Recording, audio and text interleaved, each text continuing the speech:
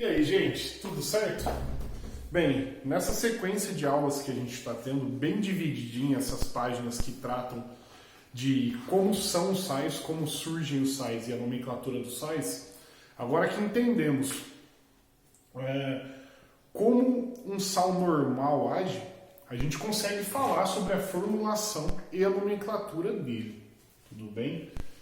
É muito fácil falar de sais, principalmente para vocês, porque a gente trabalhou da formulação de sais lá quando falamos sobre substâncias que fazem ligações iônicas. Os sais são substâncias de natureza iônica. Então, para a gente conseguir fazer a formulação de um sal, basta de vocês lembrarem da regra que a gente chamou de regra do escorrega. Lembrando que regra do escorrega não existe. A regra do escorrega não é nada mais, nada menos que uma brincadeira que a gente consegue fazer para determinar a fórmula de um sal, a fórmula de uma substância iônica, certo? Então, para a formulação e nomenclatura dos sais, basta vocês lembrarem da regrinha. Caso vocês não lembrem da regrinha, eu estou aqui para lembrar vocês de como funciona o que a gente chamou de regrinha do escorrega. Sentiu o movimento aqui, ó? Escorrega. Certo? Bem, a gente sabe que os sais são formados por um cátion diferente de H+, e um ânion diferente de OH-. O cátion, que genericamente eu representei pela letra C maiúscula, e o ânion, que eu representei de maneira genérica pelo A maiúsculo. Todos os cátions têm uma carga, que tem um valor de carga positivo. Esse valor eu representei pelo X. Enquanto os ânions possuem um valor de carga negativa, que eu representei por Y. Quando essas duas substâncias, o cátion e o ânion, se ligam, eles se aproximam por indução eletrostática, ou seja, positivo com negativo se atraem, cargas opostas se atraem. É aquele lance do amor lá, aquela balela sem tamanho que diz que os opostos se atraem. É verdade? Nem sempre é verdade. Nossa. Tá? No nosso caso é. Mas, por exemplo, o cátion, por ser positivo, ele atrai o ânion, que é negativo, e vice-versa. Essa máxima para a física é muito verdadeira. Principalmente quando falamos de cargas de substâncias, cargas de elementos, cargas de íons.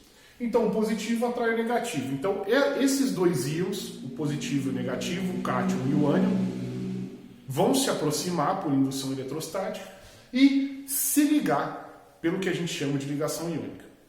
Para a formulação dessa substância que está sendo formada, a partir da formulação, a gente faz a regrinha de escorrega. Pega o índice aqui, pega a carga do cátion, transforma ele no índice do ânion, pega a carga do ânion e transforma no índice do cátion. Então, escorrega a carga do cátion para o ânion, escorrega a carga do ânion para o cátion. Lembrando que a gente escorrega somente o valor numérico. As cargas a gente não mexe.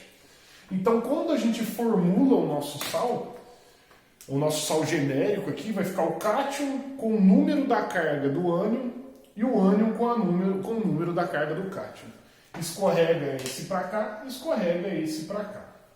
Eu tenho aí a nossa formulação do nosso sal. Então, todo sal ele é formulado dessa forma. Tudo bem? Bem, dentro do que a gente viu, né, até agora, a gente usou a primeira classificação para sais normais. Então, sais normais eles surgem da reação completa de um ácido com uma base. Mesmo o ânion sendo um hidrogênio, que é o caso dos hidrogenossais, ou um hidroxissal, que é o que a gente vai ver no futuro, ele vai ser formulado dessa forma. Então a formulação ela é geral. Tudo bem? Bem, já que a gente formulou, agora a gente precisa entender como dar as nomenclaturas para esses sais, os sais que a gente chama de normais. Então, inicialmente, quando a gente falar de nomenclatura, nessa aula, vamos falar da nomenclatura de sais normais, em que acontecem da reação completa entre um sal e uma base, ou seja, acontece a ionização completa do sal e a dissociação completa da base, para que não tenham vestígios do hídromo, que é o H+, ou da hidroxila, que é o H-, na formulação do nosso sal. Bem, a nomenclatura dos sais ela seria muito simples se ela não dependesse da nomenclatura de bases e da nomenclatura de ácidos. Então é extremamente importante que vocês revisem, que vocês estudem muito nomenclatura de ácidos e de bases, para que vocês consigam dar a nomenclatura dos sais. Para dar a nomenclatura dos sais, vai ser o nome do ânion de nome do cátion. Lembrando que o nome do ânion ele vem da origem dos ácidos. Como assim? Lembram-se da regrinha do bico de pato gostoso frito com ácido fluorídrico eu não me meto. Ito, ato, oso, ito. É esse tipo de regrinha e brincadeira que a gente fez anteriormente que vai determinar o nome do ânion. Por exemplo, reparem que o NaCl, que a gente chama de cloreto de sódio, o ácido de origem do ânion é o ácido clorídrico. Ácido clorídrico. Ou seja, hídrico com ácido fluorídrico eu não me meto. Então o clorídrico vira cloreto. Então o nome do ânion, que é o Cl-, vai ser cloreto. Cloreto de nome do cátion, sódio. O nome do cátion é o mais fácil de todos. O nome do cátion é o nome do metal de origem. Então, no caso do sódio, o sódio, que é o Na, vai ser o nosso cátion. Tudo bem? Então, o NaCl, o Cl- é o ânion, cloreto, de o cátion é o sódio.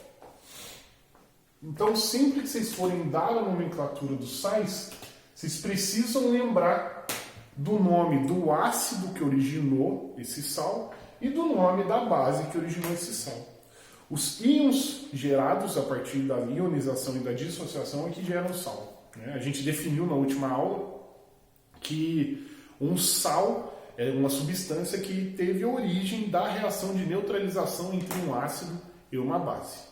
Por definição, a gente diz que sal é toda substância que libera um cátion, diferente de H+, e um ânion, diferente de OH-, quando submetido a uma dissolução em água. Ou seja, teve origem de um ácido e teve origem de uma base. Então, o primeiro exemplo aqui nosso é o NaCl. Na é sódio, o Cl é o ânion cloreto, então é o cloreto de sódio. O segundo exemplo que a gente vai usar aqui é o NH4NO3. Tá? O NH4NO3. O NO3 é o nosso ânion, o NH4 é o nosso cátion. O NO3 ele teve origem o ácido nítrico. Bico de pato, ico, vira ato.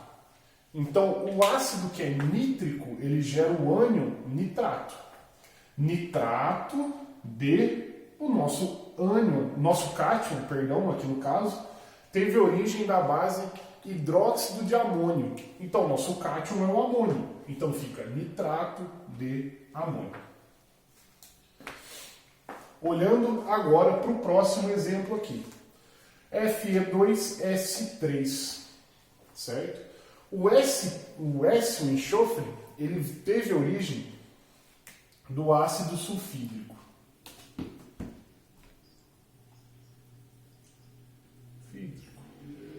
Arelis, como que você sabe disso? Se vocês olharem na tabela periódica, o enxofre está no grupo 6 da tabela periódica. Isso mostra que ele tem a carga 2-. Então, quando esse ácido sulfídrico reage com o hidróxido férrico, que é o hidróxido de ferro 3, ele gera esse sal. Reparem que o ânion ele teve origem do ácido sulfídrico. Então, o sulfídrico vai virar sulfeto. Sulfeto de...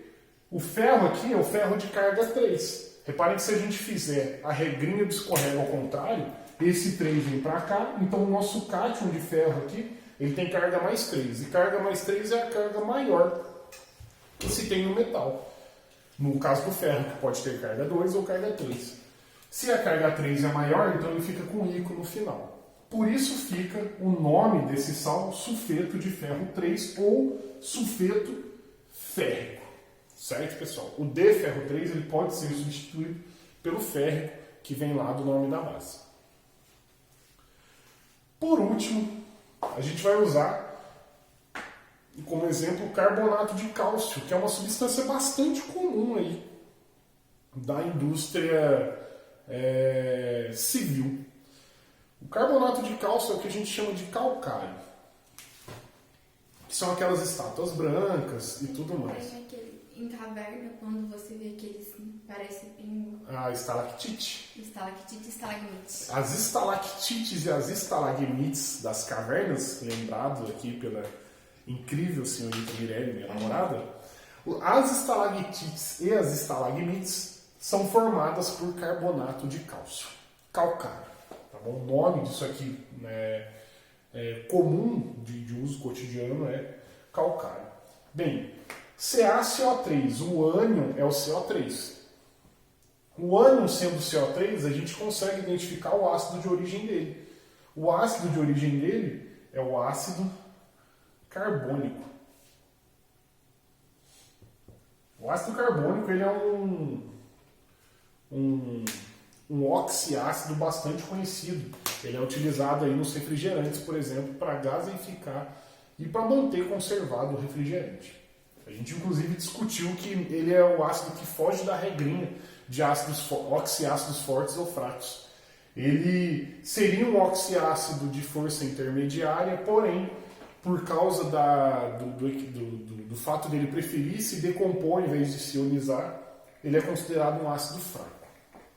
Bem, então o ânion gerado pelo ácido carbônico é o carbonato, bico de pato, ico, ato. Então o carbônico vira carbonato, carbonato de o nosso cátion vai ser o cálcio. Alex, como você sabia que a carga do cálcio é mais 2, né? E que a carga do carbonato é menos 2. Bem, o cálcio é mais 2 porque ele está no segundo grupo da tabela periódica, que é o grupo 2A. O grupo 2A tem carga 2+. Então reparem que para vocês conseguirem dar a nomenclatura de sais, vocês precisam necessariamente saber o nome do ânion. O nome do ânion ele tem origem no ácido e também o nome do cátion, que teve origem na base. Então, o nome do cátion geralmente é muito fácil. O nome do cátion é o nome do metal que está se ligando. Diferente do amônio, né? O amônio aí é o único cátion que a gente vai se preocupar em não ser um metal por enquanto. Certo? Então é nome do ânion de nome do cátion. Então estejam afiados e aguçados na nomenclatura de ácidos e bases, que a nomenclatura de sais sai no xixi. Sai muito fácil, sai naturalmente. Certo, pessoal? Lembrando que a gente fez uma divisão diferente de como está na apostila. Eu expliquei o que são sais na última aula. E dentro da classificação do que são sais, quanto ao tipo de sal, a gente primeiro vai falar de sais normais. Então na próxima aula a gente vai falar dos hidrogenossais, a formação dos hidrogenossais. Depois a gente vai falar dos hidroxissais, da formação e da nomenclatura dos hidroxissais. E por último, dentro das duas últimas classificações, a gente vai falar sobre sais duplos e sais hidratados. Certo, pessoal?